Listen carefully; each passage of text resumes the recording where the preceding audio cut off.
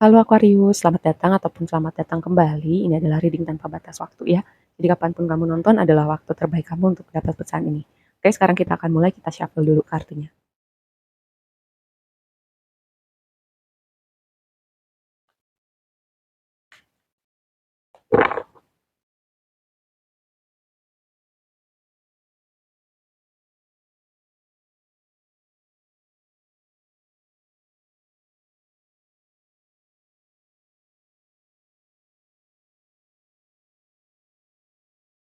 Oke, sebelum bahas lebih lanjut dengan tarotnya, kita lihat dulu oracle yang tadi udah aku shuffle ya. Yang pertama, woman holding a heart, lalu yang berikutnya love call. Gitu. Udahlah dari gambarnya aja sama dari kayak dua kata pertama aja udah kelihatan gitu ya.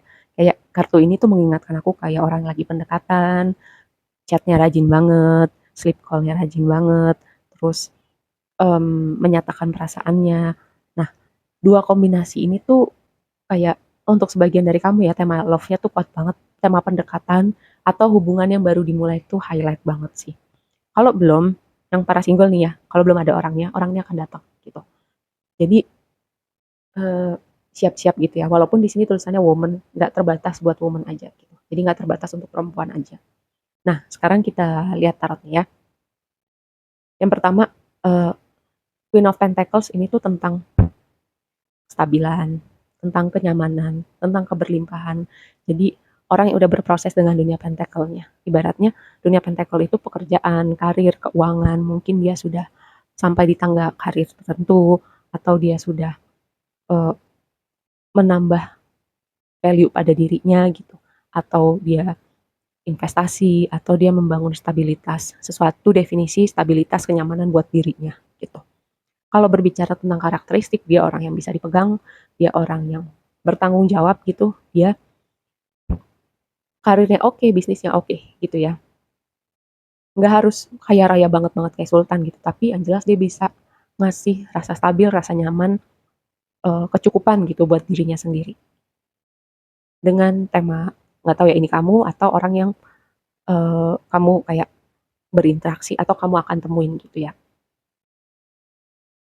Terus posisi blessingnya adalah Eight of Pentacles ini tuh berbicara tentang mastery, tentang kamu semakin dekat keberlimpahan kamu, kamu semakin dekat dengan upgrade finansial kamu, upgrade pekerjaan kamu, karena Eight of Pentacles itu kamu ibaratnya sudah membangun, berproses dengan dunia Pentacles kamu, mungkin itu karir, mungkin itu keuangan, mungkin juga self development dari dalam gitu, membangun dunia internal kamu, kebijaksanaan, stabilitas emosi, kedewasaan, gimana meregulasi diri atau gimana kamu belajar dari koneksi yang kamu punya gitu ya, ada pola-pola apa dan gimana kamu ke depannya menjadi sosok individu yang berbeda.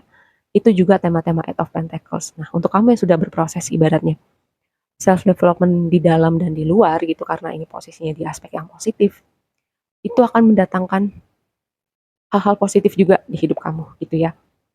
Nah, terus yang jadi tantangan Two of Pentacles, membuat pilihan atau membagi skala prioritas gitu. Mungkin ya kamu akan dipertemukan dengan pilihan yang sulit. Itu skenario yang pertama. Lalu eh, ibaratnya hidup kita kan punya banyak aspek gitu. Mungkin kamu lebih kepada ngasih waktu tenaga kamu banyak pada satu atau dua aspek aja gitu, yang lainnya kurang diperhatikan.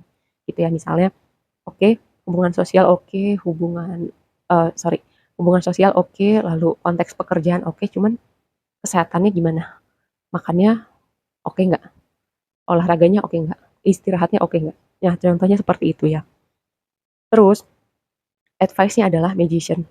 Magician itu um, ketika kita bisa melihat sesuatu dalam pikiran kita, kita bisa melihat hal itu dalam dunia realita kita. Gitu. Jadi, perhatikan apa yang konsisten ada di pikiran kita gitu, karena itu akan menjadi sesuatu filter gimana kita melihat um, dunia eksternal kita gitu ya. Kita semua punya kapasitas untuk jadi creator, jadi orang yang membentuk realita kita, cuman dimulai dari pikiran gitu.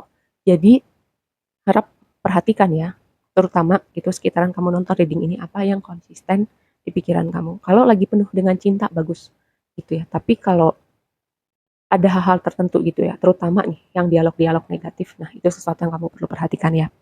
Lalu di waktu yang akan datang, ada perpindahan, ada membalikkan badan, ada juga kayak cerita yang ditinggalkan gitu. Mungkin hubungan tertentu, mungkin versi diri kamu yang lama. Nah, nanti kita akan konfirmasi lebih lanjut ya. Ini tuh yang ditinggalkan tuh apa, atau kayak kamu membalikkan diri, membalikkan badan tuh dari situasi apa gitu.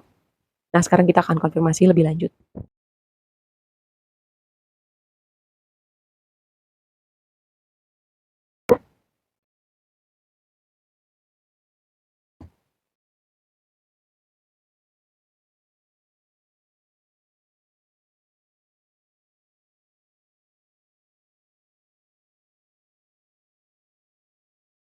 Nah, tadi Queen of Pentacles dengan Garden gitu. Kayak aku merasa entahlah ini kamu gitu ya, atau orang yang terhubung sama kamu, dia tuh kayak jadi, karena gini, dia sudah membangun karir dia, membangun stabilitas dan kenyamanan buat dirinya sendiri, atau dia punya reputasi sebagai misalnya dalam pekerjaan oke, dalam bisnis oke gitu. Jadi dijadikan sosok role model gitu ya, dengan dua kombinasi ini. Jadi kalau ini kamu, ini sesuatu hal yang bagus. Kalau bukan kamu gitu, misalnya orang yang terhubung sama kamu, ya itu juga sesuatu hal yang bagus gitu. Terutama kalau misalnya konteks potensi hubungan romantis ya.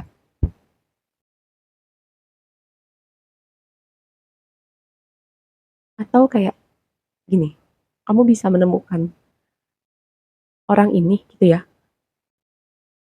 di entahlah, garden ini tuh seperti sebuah tempat ramai, sebuah acara gitu, entahlah di kondangan, entahlah ada acara apa gitu, terus kamu pergi sama temen kamu, terus entah di situ berkenalan atau ternyata temen kamu ketemu siapanya gitu, terus dikenalin sama kamu. Itu skenario yang mungkin ya.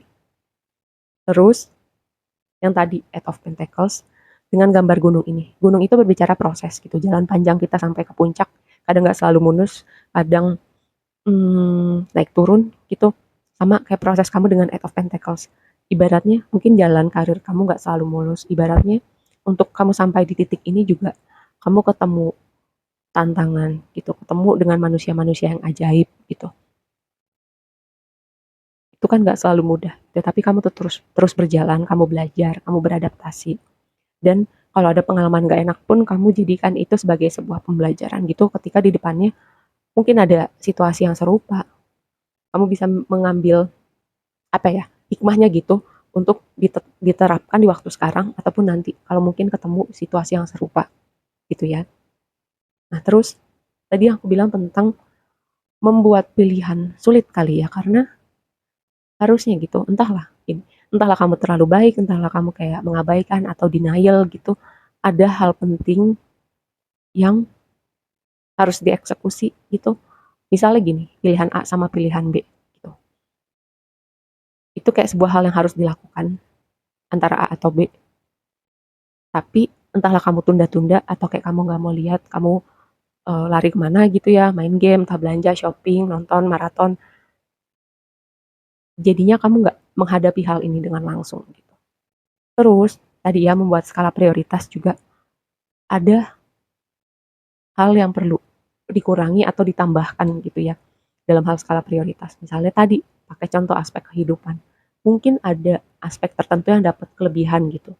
Kelebihan sementara aspek yang lainnya kurang. Nah, ini sebuah reminder gitu untuk kamu lihat lagi mana yang kelebihan, mana yang kurang. Gitu. Misalnya dari segi kamu ngasih waktu, tenaga, atensi kamu. Contohnya seperti itu ya. Nah, terus perubahan, transformasi. Kayak untuk jadi magician kayak perlu berubah, kayak perlu bertransformasi dan meninggalkan versi diri kamu yang lama. Supaya kamu bisa melihat,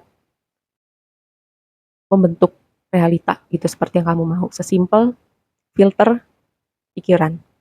Perhatikan apa yang konsisten di pikiran kamu. Apakah itu dialog yang mengangkat kamu atau dialog yang menjatuhkan kamu?